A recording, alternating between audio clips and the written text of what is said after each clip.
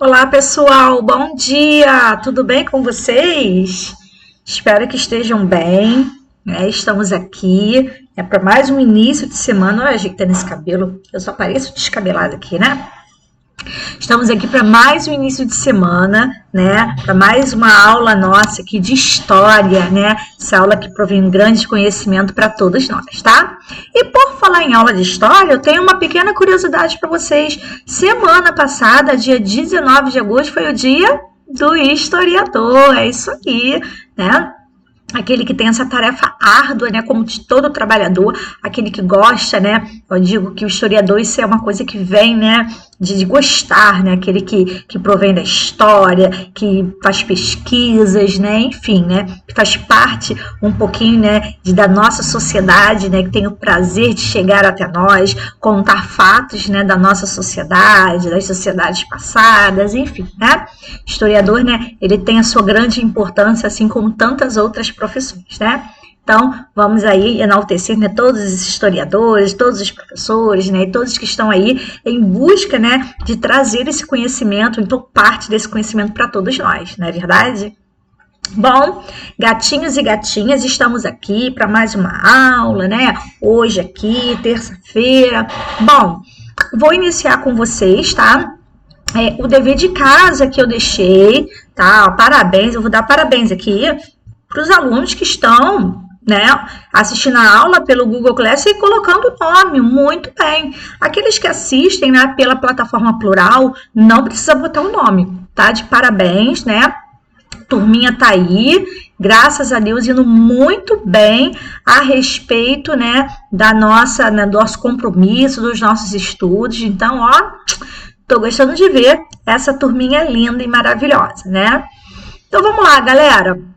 Vamos lá, turminha 701, abrindo o seu livro, tá? Página 146, desenvolvendo habilidades, né? Estamos falando, né, dessa sociedade, né, da nossa sociedade colonial, período, né, em que muitas sociedades estão se formando aqui no Brasil, né, depois de tanto tempo, enfim, os portugueses, eles decidem colonizar. Nós vimos as formas de colonização, quando a princípio ele começou com as capitanias hereditárias, depois não deu muito certo, apenas Pernambuco e São Vicente que progrediram, graças, né, à criação de gado, graças também ao cultivo, né, da cana-de-açúcar, isso que vai fazer florescer muitas cidades, muitas vilas.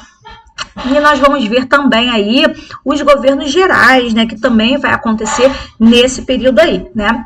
E a gente viu, né, nesse módulo 16, né, a questão da formação da nossa sociedade, que foi através da base rural, né, aonde foi através, né, dos engenhos de açúcar, né? Nós vimos que o líder, né, era o senhor do engenho, aquele que tinha toda a autoridade, né?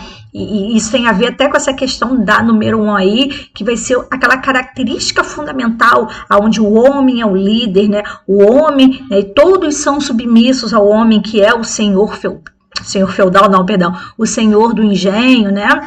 Então isso vai trazer uma característica bem marcante dessa sociedade aí colonial, que a gente ainda tem um reflexo hoje em dia, que é, né, a característica da sociedade patriarcal, né? Então, no caso aí, na número 1, seria a letra C, que é aquela característica do patriarcalismo, onde o pai, né, tem aquela figura central, né, onde todos devem obedecer à ordem desse pai, né, desse líder, né? Então, isso é uma característica fundamental das famílias, dessas primeiras, né, sociedades da colônia, dessas primeiras comunidades, né, coloniais aqui do Brasil, tá? Então, a número 1 aí, como mostra até mesmo essa imagem, o pai sempre na frente, os demais vindo atrás, né, aqueles que obedeciam sem questionar. Então, a gente tem aí, né, o senhor do engenho, né, aquele pai, o líder, e a característica seria o patriarcalismo, né? Temos aqui uma segunda questão, eu vou aumentar um pouquinho aqui, para que a gente possa ver melhor, né?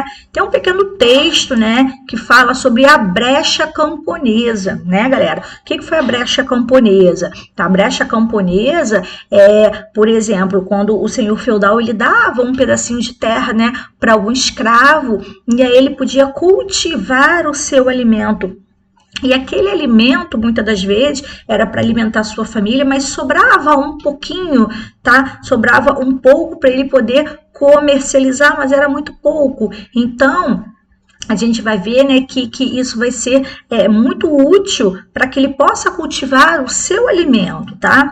Então, vem um pequeno texto que fala aí da brecha camponesa. Tá escrito assim, ó. A brecha camponesa era um espaço na plantation. O que é a plantation? A plantation era aquele engenho onde tinha toda uma produção voltada para o cultivo da cana-de-açúcar, né? Baseado no latifúndio, na monocultura e na mão de obra escrava. Lembra que eu falei que era o tripé do plantation? Né? E aí, né, esse espaço era destinado para a produção de alimento para o consumo interno. O consumo interno era o consumo, né, daquelas famílias, né?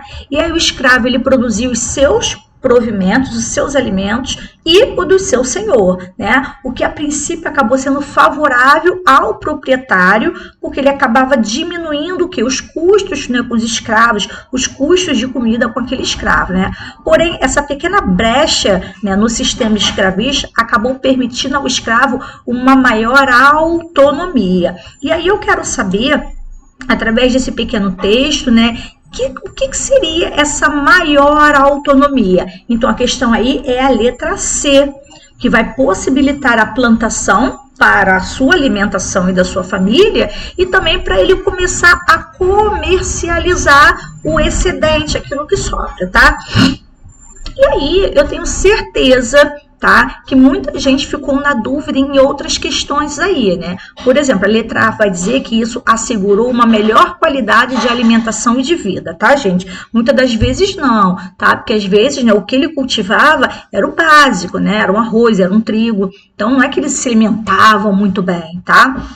Letra B, garantiu a acumulação de capital necessário para a alforria. Gente, não era o suficiente, tá? Para ele comprar a alforria dele, ele tinha que, eu acho que juntar muitos e muitos anos de dinheiro desse comércio, desse pequeno comércio. Então, na verdade, isso não foi, né? Existiu casos de escravos que conseguiram comprar a sua alforria, mas mesmo assim, a alforria era se o senhor aceitasse, tá? Mas essa brecha camponesa, na verdade, ela vai possibilitar que o escravo plante a sua alimentação e com o excedente ele comece a fazer um pequeno comércio, tá, gente? E aí isso vai ser uma consequência de anos se ele conseguir juntar e conseguir comprar a sua alforria, tá?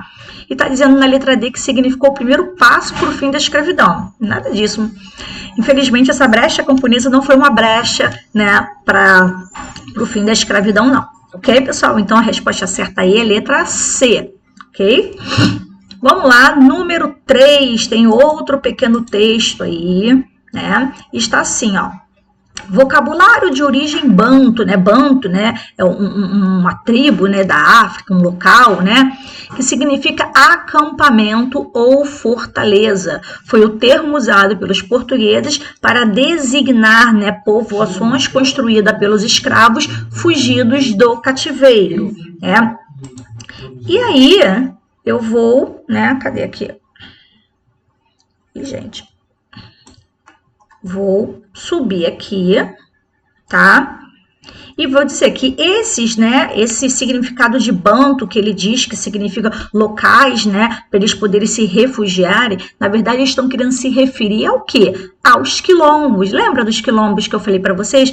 Muitos escravos acabavam fugindo, né, e se refugiando em pequenas tribos que eles construíam dentro de uma mata, né? Ali eles poderiam viver um pouco a sua vida como pessoas livres, cultuar os seus deuses, suas danças, suas lutas, né? Sem a interferência do homem branco, sem a interferência do europeu, né? E aí a gente vê que essa palavra, né, que em banto significa, né, essa questão de você, né, ser um lugar próprio, né, se você ser livre ali, isso está querendo se referir aos quilombos, né? Deixa eu trazer para cá. Tem outra, né, outro texto que fala assim, olha, leia a notícia.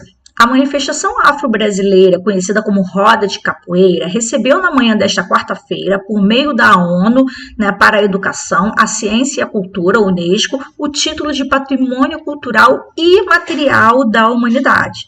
considerada internacionalmente como uma prática cultural multifacetada e multidimensional que se manifesta como luta, dança, esporte e arte. A roda de capoeira teve a inscrição para recebimento do título aprovada. Deixa eu subir um pouquinho mais aqui.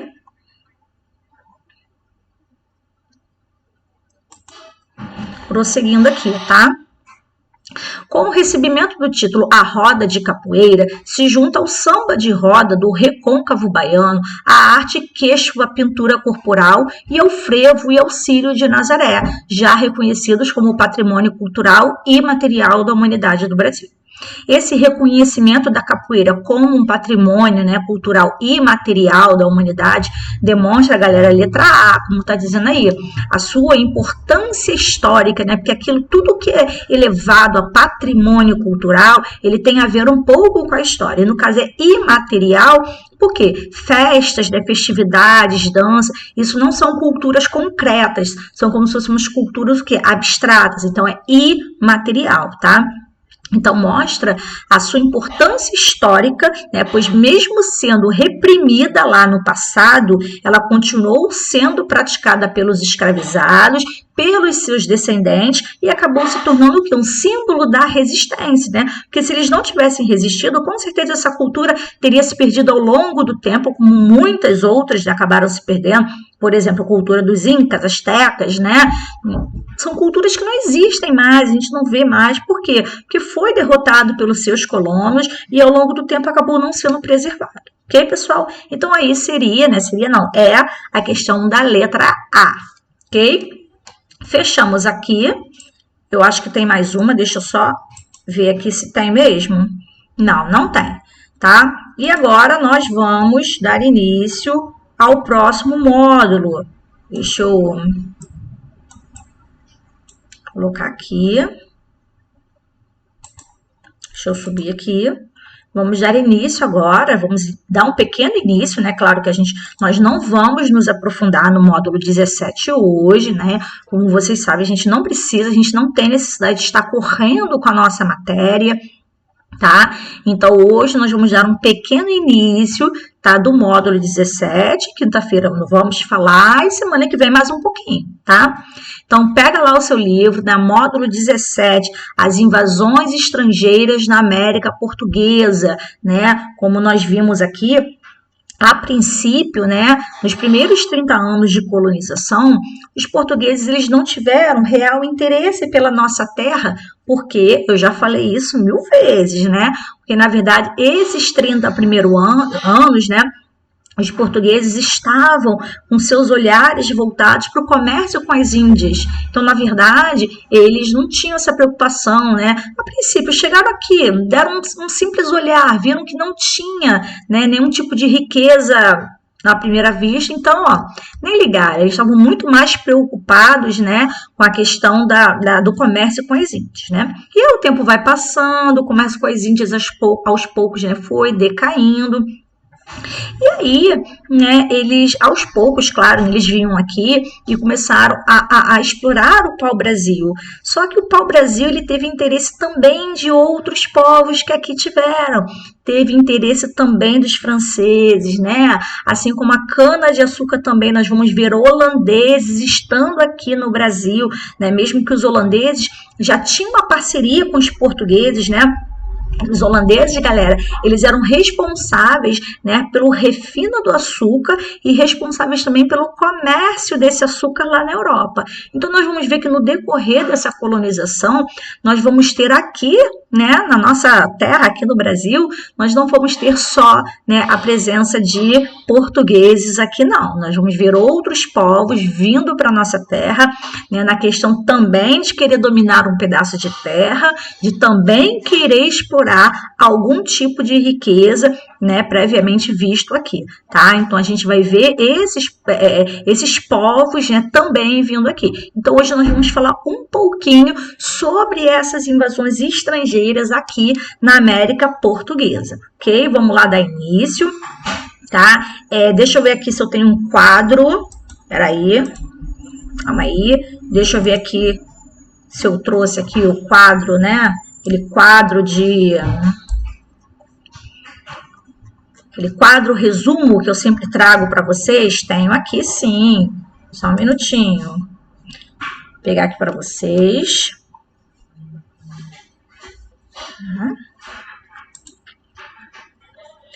Já pega aí o seu caderno, tá? Que eu vou dar aquele tempinho para você estar copiando.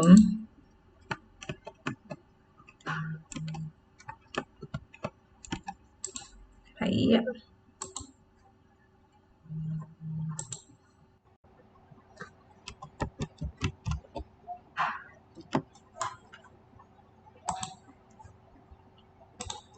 Deixa eu abrir aqui.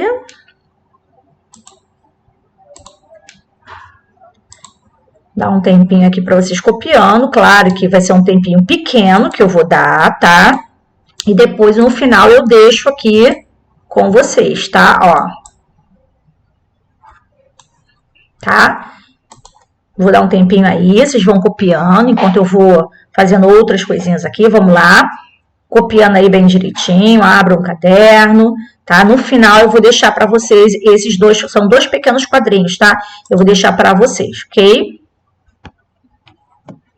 Vamos lá, copiando.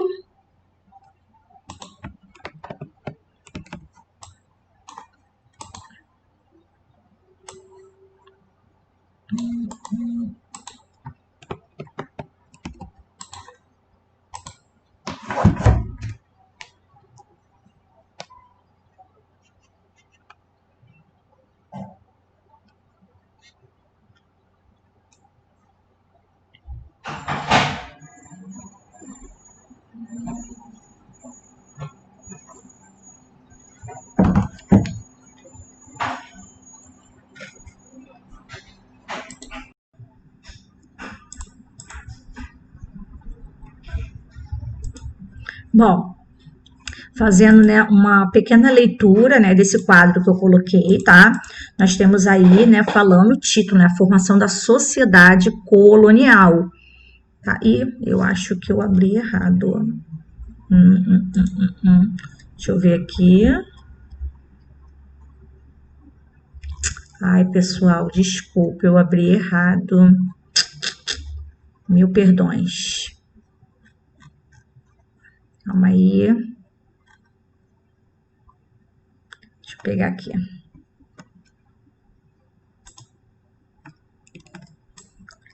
Abri errado. Paguei mico.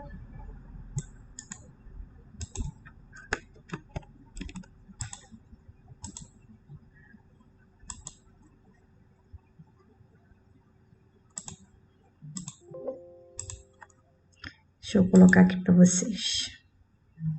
Já foi aí, ó, as invasões estrangeiras, já coloquei para vocês, tá? Então, vou dar mais um tempinho para vocês copiarem, tá?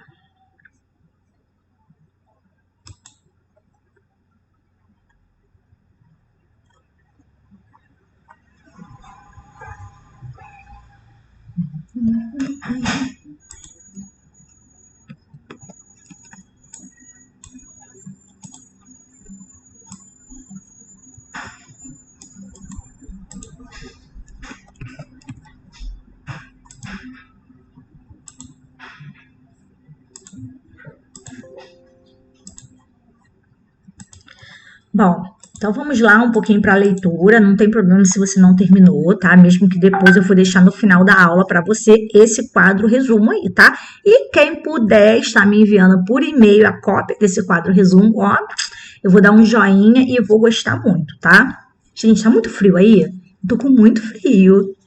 Bom, o título é esse daí, As Invasões Estrangeiras na América Portuguesa do século XVII, né? Bom, a gente vai ver aí que vai ser um período que vai ser marcado, né, pela ameaça à integridade territorial portuguesa. Significa que, por algum momento, essas invasões vão ameaçar o domínio, tá? Vão acabar ameaçando o domínio dos portugueses. Deixa eu chegar mais para cá, vai acabar, né, ameaçando o domínio dos portugueses sobre a região que hoje é o Brasil, tá? Nós vamos ver o contexto, né? Em que contexto isso vai acontecer. Então, durante esse período, o que estava acontecendo na Europa? Durante esse período, a gente vai ver Portugal e Espanha se juntando juntando e formando a União Ibérica, né? Nós vamos ver, né, Portugal e Espanha vão estar sob o domínio de um único rei, tá? Por quê? Porque o rei de Portugal, o Dom Sebastião, ele vai morrer, né? E através de uma herança, o rei Filipe, né, vai acabar, né, juntando as duas coroas. E aí, durante algum tempo, né, de 1580 a 1640, Portugal e Espanha vão ser um único local chamado União Ibérica, tá? E aí nós vamos ver que devido ao rei de Portugal, né, ter sido morto numa batalha, né, vai surgir um mito chamado sebastianismo, né? O que é esse mito? Que as pessoas, na verdade, né, o rei foi numa batalha e nunca mais voltou. Então eles vão crer que ele morreu. Só que sempre, né, no fundo do coração do povo, né, povo português, eles sempre vão achar que o rei a qualquer momento ele poderia voltar, que na verdade talvez ele esteja sumido, que ele não está morto. Então vai haver uma crença, tá, que Dom Sebastião retornaria, tá, iria fazer a separação de Portugal da Espanha, né, retomando o seu trono. Ele iria livrar, né, Portugal, né, do trono português. Então, por algum tempo existia um pouco esse mito do sebastianismo, né? E como é que foi essas invasões estrangeiras aqui na América? Primeiro vai ser a França, né? Que em algum momento eu cheguei a falar para vocês, né, que a França vai chegar a invadir aqui, né, a França vai criar primeiro, né, uma pequena vila no Rio de Janeiro, que vai ser a França Antártida, que depois não vai dar muito certo, vai acabar sendo expulso os portugueses, só que eles vão tentar novamente já lá no norte, né, lá pro Nordeste, onde eles vão fundar a França Equinocial, aonde esses, né, franceses vão fundar uma vila onde hoje é o estado do Maranhão, né? Eles também vão fundar um forte, né, que é o Forte de São Luís, que futuramente depois serviu para virar a capital do estado do Maranhão, que é a capital São Luís, né? Quais os objetivos dessa invasão francesa, né? A gente vai ver que eles desejavam praticar a pirataria, né, de navios espanhóis que estavam carregados de ouro e prata, porque ali mais ou menos ficava a saída, né, do rio que vem lá do norte, né, rio que vem lá do Amazonas, e esses navegantes, né, vinham com seus navios cheios, né, de ouro, de prata. Então essa foi a primeira finalidade, tá? Outra finalidade também foi expandir o cristianismo, né, e estreitar a aliança também com os indígenas dali, que eram os tupinambás, né? E aí a gente vai ver, deixa eu puxar aqui, subir mais um pouquinho, né? Que após inúmeros conflitos, os franceses, depois de muito tempo, vão acabar sendo expulsos, né, do território, então, que era dos portugueses, né? Em 1630, né, em 1637, né, nós vamos ver a Guerra da Reconquista. Calma aí, deixa eu abrir um segundo aqui. Calma aí, que é a continuação, tá? Deixa eu abrir um segundo quadrinho aqui, que é a continuação desse primeiro lado aqui.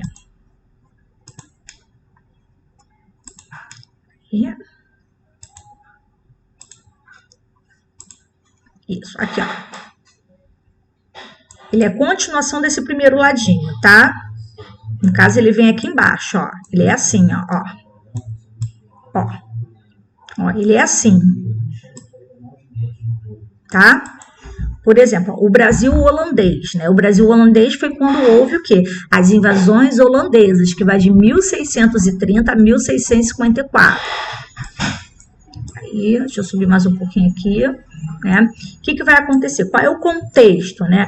A gente vai ver uma forte presença, né, do capital, do dinheiro holandês na produção do açúcar, né? Porque, como eu já disse para vocês, né, os holandeses, muitas das vezes, eles faziam empréstimos, né, aos senhores de engenho, para eles poderem montar todo aquele engenho. E os holandeses também, eles eram responsáveis por refinar o açúcar e comercializar esse açúcar lá na Europa. Então, eles tinham esse vínculo, né, com muitos senhores de engenho daqui do Brasil, né? A gente vai ver que a inimizade, né, entre a Espanha e a Holanda vai se refletir aqui na América, porque lembra, nesse momento aí, Portugal está junto com a Espanha, e a Espanha era uma grande rival da Holanda, então a Espanha não vai querer mais que os holandeses comercializem o nosso açúcar. Então olha aí a briga, né?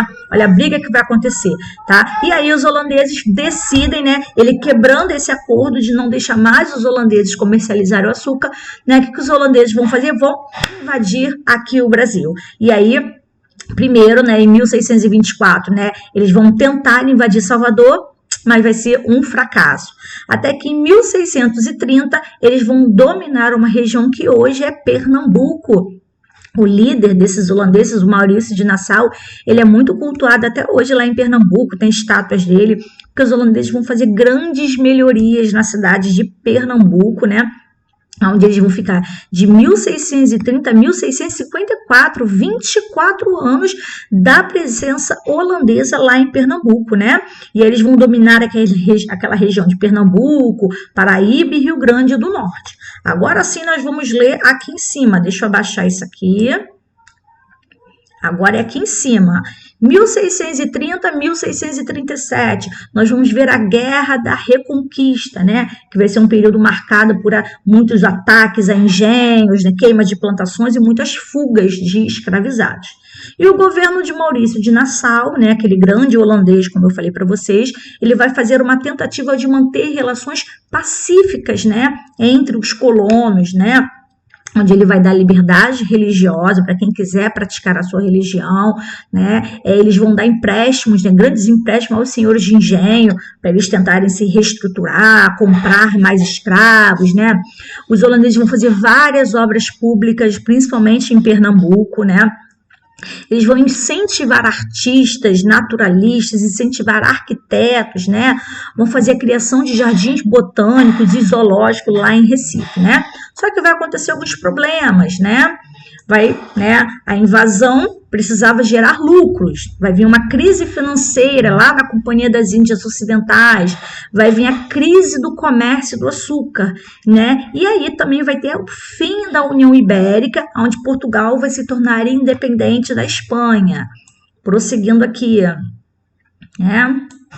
E aí, como uma mudança de postura da Companhia das Índias, né, Maurício de Nassau volta para a Holanda, né? Só que ele vai cobrar todos os empréstimos que ele fez aos senhores de engenho, vai aumentar o imposto do açúcar, e aí vai ter muitas revoltas provocadas por essas medidas, né?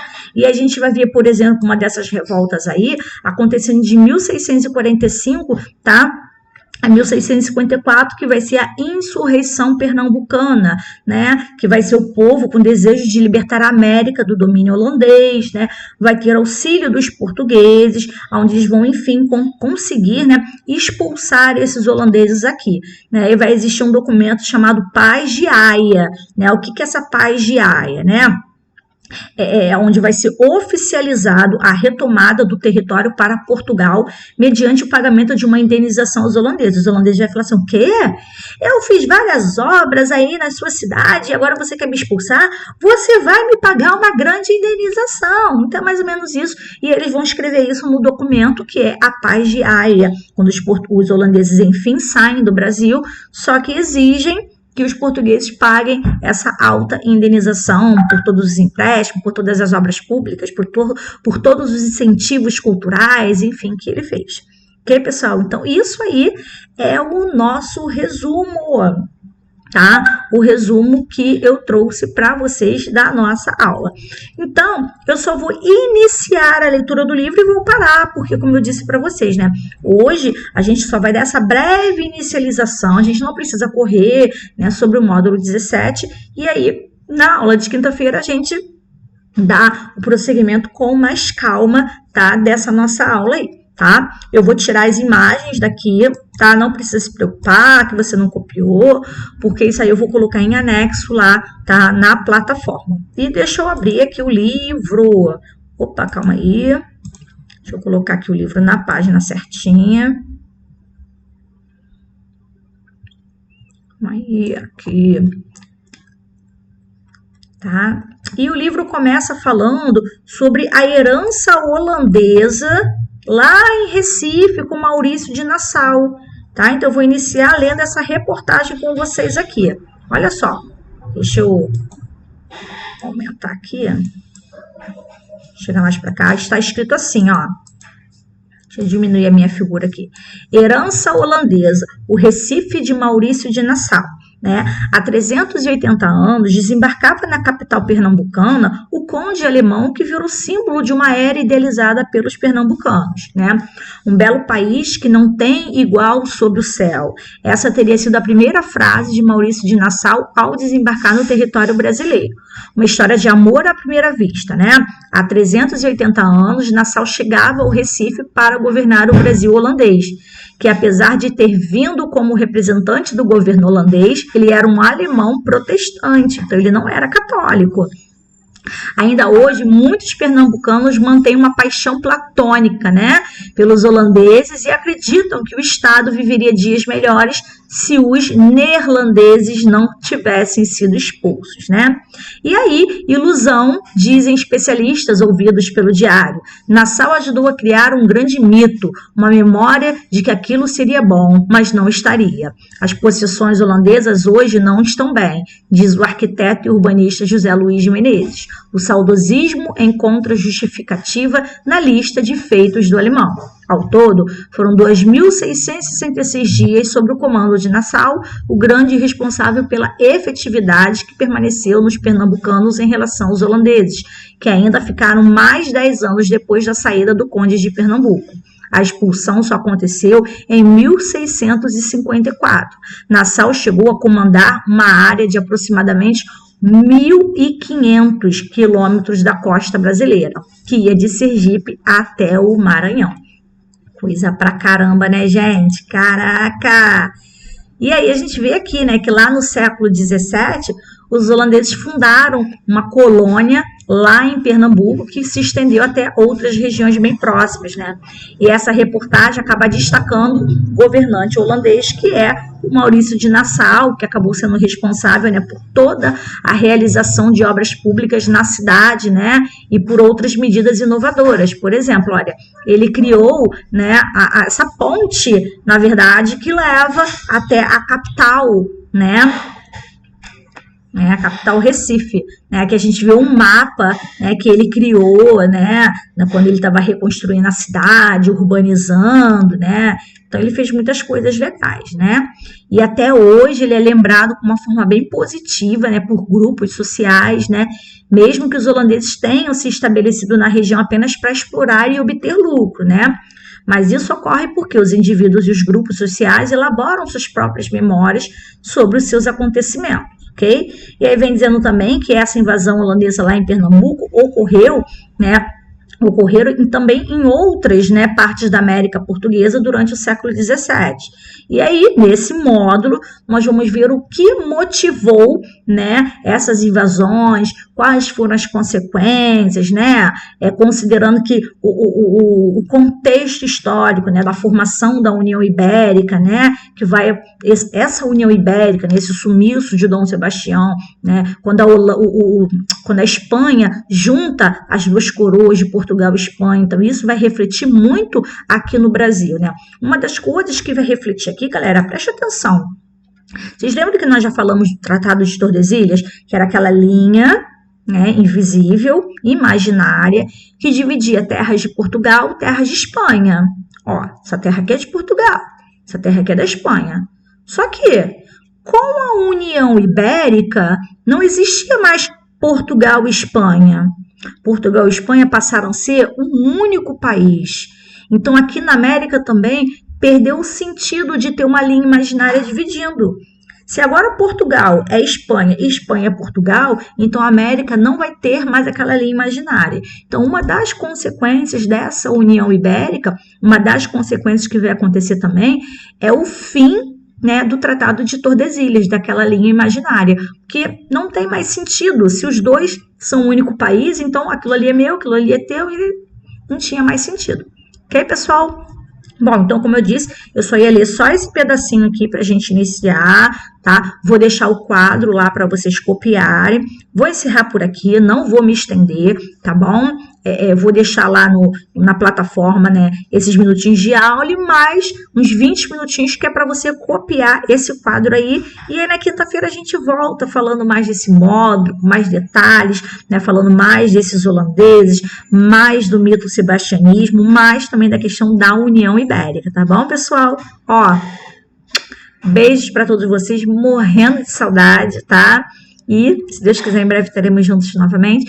Quinta-feira estamos aqui, tá bom? Fiquem com Deus, beijo pra mamãe, abraço pro cachorro, né? Abraço também no gatinho, no passarinho, no papagaio, para todos os bichinhos que vocês têm aí também, tá bom? Fiquem com Deus e até quinta-feira. Tchau, tchau.